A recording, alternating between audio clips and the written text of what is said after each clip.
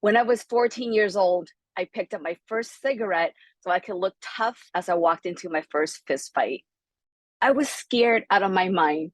I didn't want to smoke. I didn't want to get into a fist fight, but I also felt I didn't have a choice. The fight started immediately and ended just as quickly. And I don't remember much. What I do remember was that I was so grateful that the fight was over. A few seconds longer, and I would have passed out. May, this wiry little Filipino girl, had me pinned down on the ground and she was just banging my head against the pavement. One more bang, and I would have been knocked unconscious in front of everyone. And as I struggled to regain my footing, I looked up at May. She looked so beaten. There was blood dripping down the side of her face, and her eyes is starting to swell and is starting to bruise up. I, on the other hand, looked perfectly normal, or at least to bystanders. Nobody knew the pain I was experiencing. Nobody knew that for the next several days, I would go in and out of consciousness from the concussion May had given me. When I came back to school after a 3-day suspension, the one thing I've been hoping for, the one thing I've been praying for, finally came true. As I walked down the hall, people were smiling at me. They were waving at me. They gave me the thumbs up. They high-fived me. They cheered me on, calling me Rocky, Rocky, Rocky. And for the first time in many, many years, I felt important. For the first time in so long, I felt like I belonged somewhere, that people liked me, that I mattered. And in that moment, I made a decision that led me down a path to so much misery and pain. Now, what happened to me and the choices I made might not be happening to your teen. But if your teen is struggling to feel good about himself or herself, if your teen is struggling to keep up academically, socially, or with other responsibilities, if your teen is acting out, then keep listening. Keep listening to see what could be behind these challenges. And more importantly, what is one simple thing that you can do to really help your teen build confidence and self-trust and self-mastery again. When I was 12, my whole world turned upside down. Almost overnight, I lost all of my friends. They blossomed. They started wearing makeup. They dressed in designer clothes. They dated boys, and they were just doing things that I was not allowed. I came from a very poor family with a very strict mom. And the only thing my mother ever valued, or at least that's what it seems to me, was the only thing she valued was education and total obedience. So makeup and designer clothes and dating and hanging out with friends, they were not options for me. So overnight, I lost all of my friends. I was so confused. I was so angry. I wondered, how could my friends leave me behind? How could my mom be so old fashioned and be so mean? Couldn't she see that she was ruining my life? And I felt so alone. I felt so alienated. I just didn't fit in anywhere anymore. I didn't fit in at home. I didn't fit in at school. And I became really depressed. I became really anxious because I was certain that people were looking down at me, judging me, and thinking that I am different, that I am inferior. And I felt so small. I felt so invisible. But after that fight with May, something changed. I felt like I was somebody again.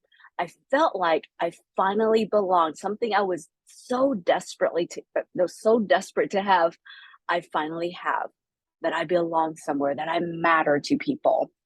And in that moment, I knew exactly what I had to do. I had to keep fighting. I had to be this person that everyone liked, even if that means being someone that I am not. So I started picking fights.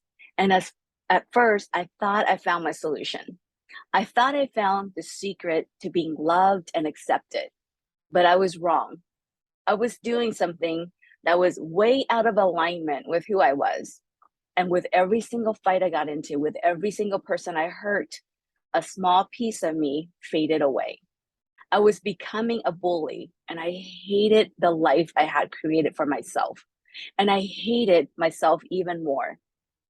By the time I was 16, I was a high school dropout, pregnant teenager on public assistance. If I was depressed before, I was even more depressed now. I was so embarrassed, so ashamed of the situation I gotten myself into and all those unhealthy decisions I made. And there were moments where I thought about ending it all. But then I had my son. And the moment I look into his eyes, the moment I touch his little finger, kiss his little lips, looked at his perfection, the moment I locked eyes with him, I felt a love I've never felt before. And for the first time, I had something to really fight for. I had someone I loved more than life itself, a love I never knew was even possible. And I knew it was up to me to break this cycle of poverty, of self hatred, of self destruction, so I could be the mother this little boy deserved. And that started my long and painful journey in self healing. And along the way, I learned that all those judgment I felt from other people were really judgments I held against myself. These were my insecurities, my own doubts, my own fear projected onto others. I couldn't see the goodness in myself, therefore, I couldn't see the goodness in others. I couldn't love myself, so I couldn't feel love from other people. I wasn't strong enough, nor did I even know that if I took control of my thoughts and feelings, that I could change everything about my life.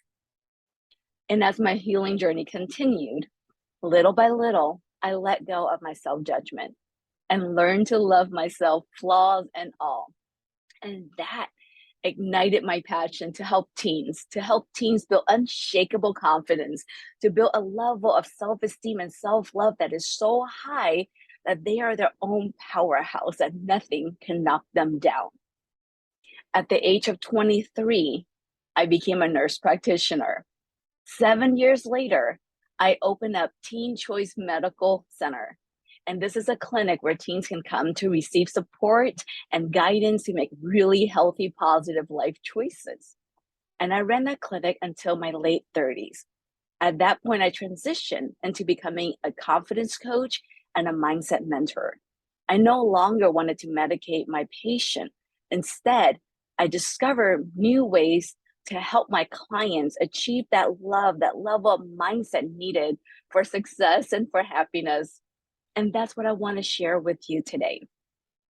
Through helping thousands and thousands of clients overcome emotional pain to build and to regain confidence, I learned that every single problem we have, every single problem we face can be traced back to one or multiple of 4 disempowering beliefs. 4 disempowering beliefs. That's all the problems there are. And as you're listening to these 4 disempowering beliefs, see if you can identify one or multiple beliefs that is causing your teens struggles. Or maybe you might recognize one or multiple of these in yourself, because we all deal with them at different times in our lives on different levels, but we all have these 4. So the first disempowering belief is a belief of I'm not enough. Excuse me. And that could be, I'm not pretty enough, I'm not smart enough, I'm not talented enough, I'm not kind enough, I'm not, giving enough, whatever it is, I'm not something enough. And usually, if you have a belief of I'm not enough, you tend to also have a belief of I'm not worthy. I'm not enough of something, therefore, I don't deserve this other thing. The third disempowering belief is I'm not loved, or it can be seen as I'm not lovable. Something is wrong with me. Something is inherently broken within me that I cannot give or receive love, that no one can look at me and says, you know what, that person deserves my love. That person is lovable. And the fourth disempowering belief is I'm not safe. And that could be I'm not physically safe. Somebody will harm my body. Or it could be I'm not emotionally safe. It's not safe for me to be who I am, to express my truth, because the moment people find out what I think, what I am, what I like, they will reject me. They will make fun of me. They won't like me anymore. So thinking about those 4 beliefs, can you see one or multiple of them at play for your team, at play for you, right? And when I was a teen, struggling to feel good about myself and acting out in such unhealthy ways, all four of these disempowering beliefs were in full force with me. I acted out in anger, I acted out in violence. The only thing that I was craving so much for was love, was acceptance, was acknowledgement. But I did not receive those things. And because I did not receive those things and I didn't know how to ask for those things, I did the only thing that got me attention. Unfortunately, that was violence, hurting other people, and in the process, hurt myself. When I was at my worst, I needed love, I needed acceptance, I needed reassurance. So when you're helping your teen overcome a challenge or you're dealing with a prickly teen, instead of stepping in to solve the problem or to lay down the law and tell them this is how it's going to be, or before you allow your own emotions to take over, pause, take a deep breath, recenter yourself, and bring yourself back to the present moment.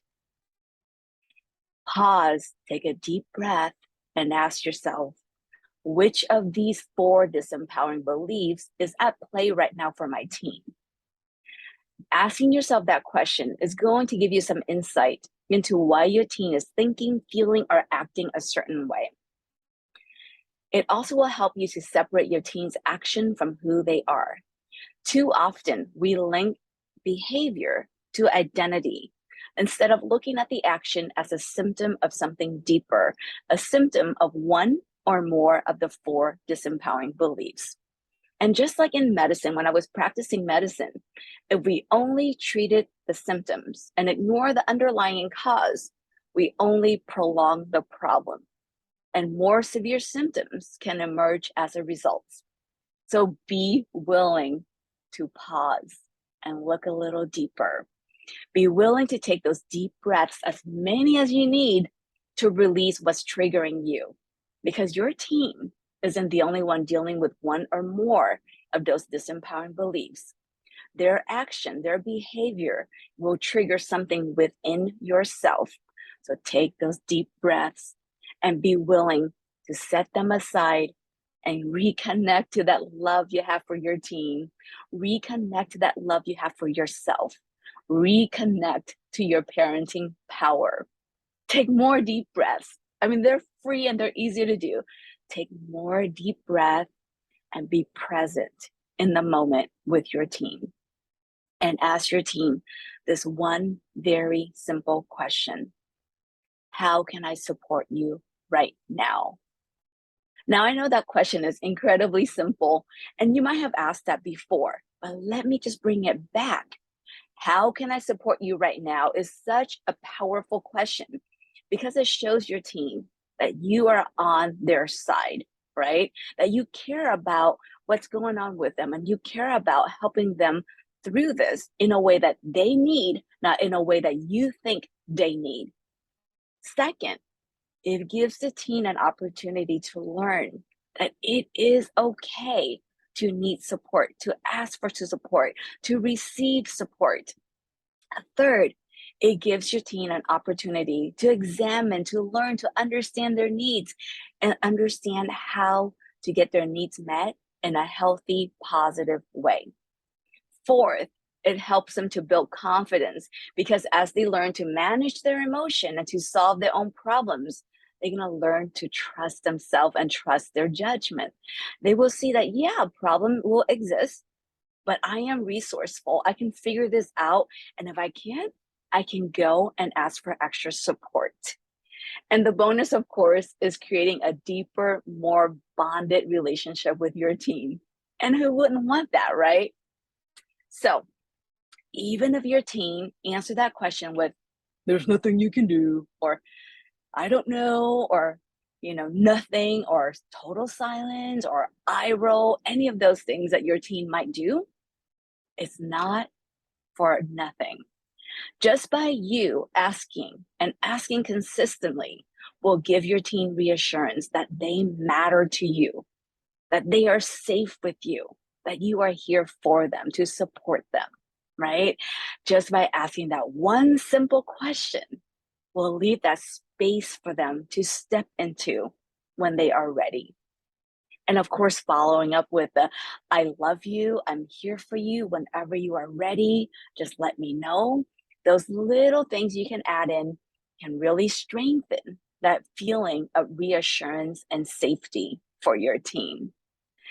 So, the one thing that we forget that oftentimes when the teen is acting out or they're demonstrating hurt or pain, the only thing they really need is a safe place to express themselves, to express their thoughts and feelings, a place where they can feel heard, to feel acknowledged, understood, accepted, valued, safe.